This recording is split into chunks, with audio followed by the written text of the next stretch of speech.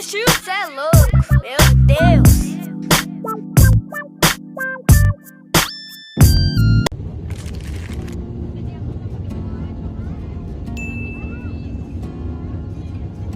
Semuanya kami ucapkan terima kasih.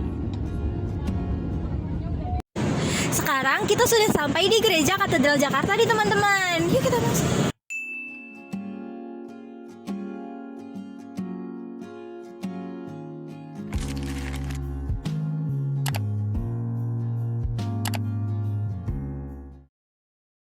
Gereja Katedral Jakarta atau bisa disebut sebagai The Church of Our Lady of Assumption merupakan gereja katedral Katolik yang berada di Jakarta Pusat.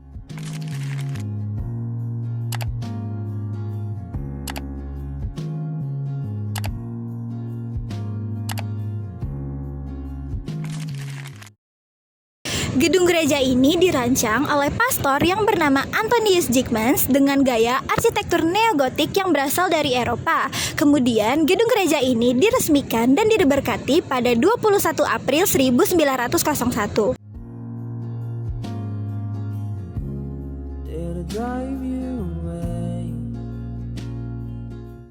Nah, teman-teman tahu nggak kalau sebenarnya gedung gereja yang ini sebenarnya bukan gedung gereja yang asli, karena gedung katedral yang asli diresmikan pada Februari 1810.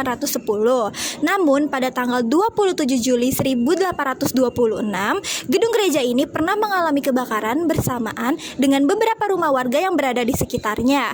Selain itu juga, 3 hari setelah Paskah bertepatan pada tanggal 31 Mei 1980, gedung gereja ini pernah rubuh karena masalah struktural yang mengharuskan untuk direnovasi.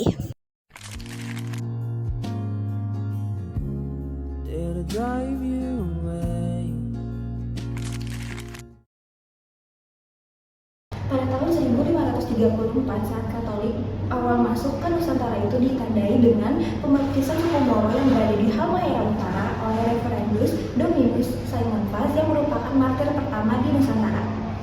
Pada tahun 1546, Pastor Franciscus Xavierus dan teman-temannya memulai karir pastor mereka di Ambon dan Maluku Utara, dan mereka melayani sekitar 15.000 umat Katolik. Selanjutnya, pada tahun 1619, pemerintahan VOC berhasil mengusir Portugis dan menguasai Nusantara. Perusahaan Serikat Dagang Belanda ini membawa agama Protestan ke Nusantara, dan mereka menekan umat Katolik Nusantara untuk melarang seluruh kegiatan serta ibadahnya di daerah kekuasaannya.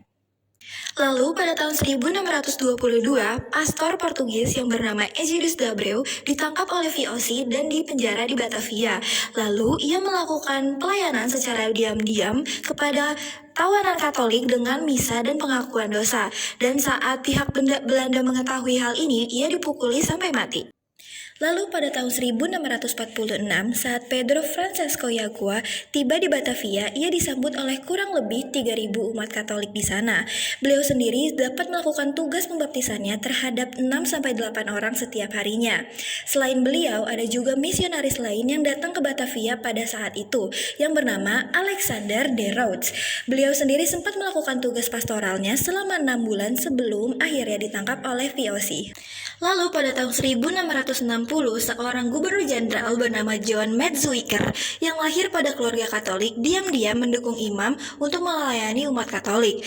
Meski tetap waspada, imam bernama Immanuel Soares melaporkan pada gubernur jenderal John Matsuyker bahwa perkembangan umat Katolik di Belanda cukup signifikan.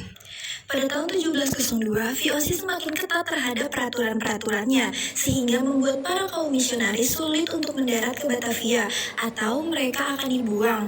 VOC juga memperbarui larangan terkait pembawaan imam Katolik ke Batavia, dan hukumannya pun diperberat. Pada tahun 1760, Pastor Diego de Jumila OFM dan de Salazar OFM merupakan sebuah ordo keagamaan Katolik yang dibangun oleh Franciscus sejak tahun 1209, melakukan perayaan Ekaristi atau sebuah perjamuan kudus yang biasa dilakukan oleh umat Nasrani, di mana mereka memakan sebuah hosti dan meminum segelas anggur. Mereka merayakan ini di pesta Saint Joseph, dan selama perayaan Pekan suci di rumah seseorang yang berasal dari Armenia di Batavia. Pemerintah yang mengetahui hal ini pun tidak melakukan apapun. Tetapi setelah 3 tahun kemudian, mereka memperbarui peraturan-peraturan terkait pelarangan kegiatan-kegiatan keibadahan bagi umat Katolik di Batavia. Pada tahun 1799, VOC dibubarkan oleh pemerintahan Republik Bataaf karena kerugian yang besar akibat korupsi dan kalah dari pesaing-pesaing lainnya. Meskipun larangan dari VOC tetap berlanjut, tetapi umat Katolik tetap bertahan, bahkan mereka mendirikan rumah ibadah mereka meskipun itu dilarang. Terakhir, pada tahun 1807, atas persetujuan dari Raja Louis Napoleon, Paus Pius ke-7 mengangkat Pastor Nelson sebagai prefektur apostolik. Dengan pengangkatan Pastor Nelson ini sebagai prefektur apostolik menandakan akhirnya era gereja bawah tanah yang berada di Nusantara. Selamat sore Bapak. Sore. Perkenalkan, saya Syandina Putri Maulita, mahasiswa Usaha Perjalanan Wisata dari Universitas Negeri Jakarta. Hari ini saya berbicara dengan siapa? Saya Sigit dari staf sekretariat Paroki Katedral. Oh iya, selanjutnya saya akan langsung mulai ke pertanyaan wawancara yang pertama. Boleh. Apa tantangan terbesar dari pengelola tempat ini dan bagaimana cara Bapak mengatasinya? Tantangan terbesar yang pertama, kita kerjanya itu kan sebagai pelayan ya, banyak karakter orang, banyak sifat dari orang yang istilahnya apa ya, ada yang baik, ada yang emosional, ada yang maunya didengarkan tapi tidak mendengarkan. Ya paling cara mengatasinya ya kita harus lebih sabar mau mendengarkan dan bagaimana cara komunikasi kita supaya orang itu tidak salah paham. Paling itu sih dari mengelola diri kita sendiri dulu. Maksudnya menahan emosi, terus lebih banyak mau mendengarkan daripada berbicara, gitu aja sih.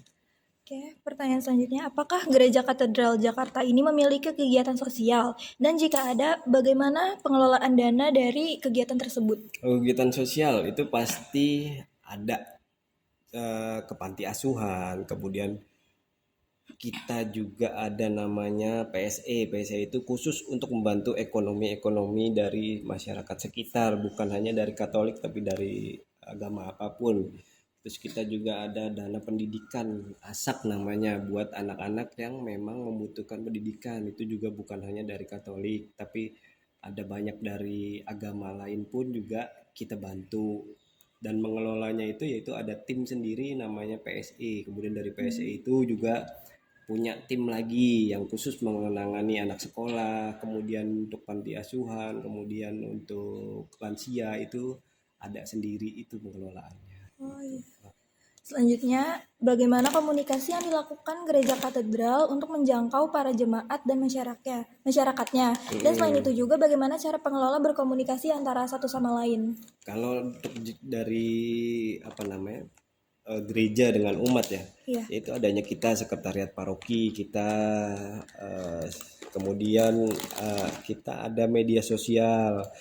Media sosial itu yang di website Katedral Jakarta, kemudian kita ada medsosnya juga. Nah, di dalam media sosialnya itu, di dalam websitenya kita itu juga ada namanya Warta Gereja. Warta Gereja itu menampilkan pengumuman-pengumuman kegiatan yang akan dilakukan di gereja. Misalkan ada perkawinan, baptisan, kemudian ada hari ulang tahun pernikahan, itu kita sampaikan semua di website kita. Kemudian juga ada media sosial. Media sosial ini apa kegiatan kita yang pernah kita lakukan. Misalkan ada kayak jual bazar kemarin, jadi barang-barang bekas kita jual lagi gitu. Nah itu kita sampaikan semua di website kita. Dan kita juga dari biasanya semua informasinya itu ada di sekretariat paroki gitu sih. Kalau misalkan cara berkomunikasi antara para staf itu biasanya pakai bahasa yang formal atau non formal, Pak? Pasti bahasa formal ya, dan itu kita setiap bulannya ada namanya pertemuan. Pertemuan itu biasanya sambil makan bersama karyawan. Jadi sebulan ke depan itu akan ada kegiatan apa. Biasanya kegiatan-kegiatan besar pasti diinfokan supaya apa? Supaya kita bisa mempersiapkannya dari jauh-jauh hari. Kayak misalkan ada tahbisan imam kemarin, seluruh umat, seluruh pastoran itu dan uskup berkumpul di sini untuk mentahbiskan. Maksudnya mentahbiskan itu mensyahkan orang menjadi pastur gitu. Nah itu biasanya dibicarakan sebulan atau 2 bulan sebelum. Tapi terus nanti ada evaluasinya tiap minggu. Sudah siap ini belum? Sudah siap ini belum? Nah itu biasanya komunikasinya seperti itu. Dan terutama menggunakan handphone, WhatsApp itu sudah pasti. Gitu. Selanjutnya, bagaimana cara Gereja Katedral Jakarta menangani para jemaat-jemaat yang memiliki keterbatasan kayak misalkan difabel, lansia, atau wisatawan dengan anak kecil? Ada sendiri ya orang yang memang kita tiap minggu ada kumpulan, kemudian ada perayaan Ekaristi sendiri khusus buat difabel gitu. Terutama di Kuskupan itu sudah ada komunitasnya, itu di LDD, Lembaga Daya Dharma, itu yang kayak misalkan yang transgender. Memang transgender itu di kita tidak diterima itu bukan tidak diterima ya, tapi kita mengumpulkan itu karena mereka juga butuh perhatian. Kemudian ada yang saya bilang tadi cacat karena sudah umur. Nah itu juga kita dikumpulkan, kita ajarkan buat misalkan buat kayak keripik-keripik dalam kemasan itu kita kursuskan gratis. Kemudian kita cari tempatnya untuk berjualan gratis. Kemudian pada saat mereka sudah bisa jualan sendiri kita lepas dan tidak dipungut biaya sama sekali. Nah itu kita ada yang mengelola khusus gitu. Lalu biasanya dalam komunikasi antar divisi atau per anggota itu biasanya sering terjadi hambatan atau miskomunikasi, dan biasa itu terjadinya karena apa? Ya itu pastinya kalau hambatan pasti ya karena penangkapan orang itu kan beda-beda. Makanya setiap minggu, setiap bulan itu kita kumpul atau ada sarana namanya grup WhatsApp, yaitu di situ dituangkan di situ, dan romo paroki kita juga pasti akan menanyakan ini yang untuk misalkan untuk acara ini sudah sampai mana, terus semuanya sudah oke belum. Nah itu komunikasinya biasanya seperti itu. Selain tiap minggu dan tiap bulan kita kumpul gitu. Oke, yang terakhir, bagaimana destinasi ini mengelola atau menghindari adanya penumpukan pengunjung, dan bagaimana cara mengatasinya? Mengelompokkan biasanya kalau ada yang pengunjung itu biasanya kita suruh untuk bersurat 1 minggu sebelum, itu paling minimal. Dan biasanya juga kita lihat dulu suratnya, maksudnya ini rombongannya banyak atau tidak, atau hanya perorangan. Itu biasanya kita atur, kita jadwalkan sedemikian rupa sehingga tidak terjadi penumpukan baik di dalam gereja, di dalam lingkungan gereja, ataupun kendaraan yang terparkir di halaman gereja. Jadi kita berusaha untuk mengatur, memanage semua pengunjung yang ada di sini, dan kita batasi jamnya dari jam 10 sampai jam 4 sore biasanya. Biasanya itu per hari ada batas gitu nggak sih Pak dari kunjungan? Kan sebelumnya sudah ada persuratan yang dilakukan seminggu sebelumnya kan. Nah itu biasanya dalam 1 hari itu biasanya dialokasikan untuk berapa kunjungan? Biasanya kalau hari-hari weekday itu biasanya sih lebih banyak dari weekend ya. Maksudnya Sabtu Minggu kan, kenapa? Karena Sabtu Minggu ini kan juga ada ibadat. Nah ibadat itu kan kita jamnya lebih padat, makanya di Selasa sampai Jumat itu biasanya kita batasin ya 10 sampai 20 kunjungan ya. Tapi itu benar-benar yang biasanya kan kunjungannya juga kunjungan rohani ya, kayak berdoa di Bunda Maria di dalam gereja, ataupun dari mahasiswa yang mau wawancara, mau masuk museum. Kemudian ada juga dari Bina Iman, kumpulan dari anak-anak yang mau berdoa juga.